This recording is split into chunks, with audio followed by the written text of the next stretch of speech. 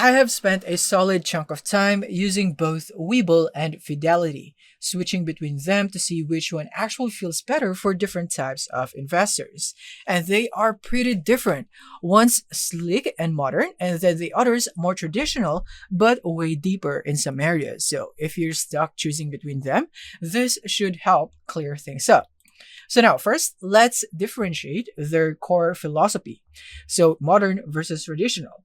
So Webull here is built for the newer, mobile-first trader, and Fidelity is a long-established brokerage with full-service tools, research, and retirement planning.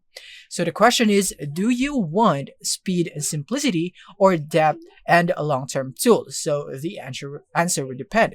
So if you'd want speed and simplicity, go for Webull. If you'd want depth and long-term tools, Fidelity is the answer. Now, in my trading experience using Webull, it has a fast execution, great for stocks, ETFs, and options. It also has sleek mobile and desktop apps, but there are no mutual funds or bonds.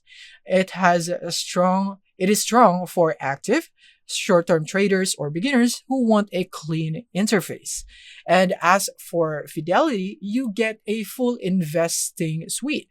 You get stocks, ETFs, mutual funds, options, bonds, and even retirement accounts like IRAs.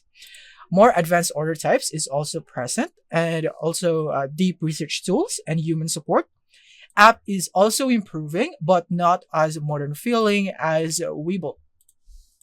Now, in terms of fees, both offer commission-free stock and ETF trading. Webull has no account minimums, and Fidelity also has no minimums. And it has mutual fund options that often come with no transaction fees, which is really huge if you are long-term focused.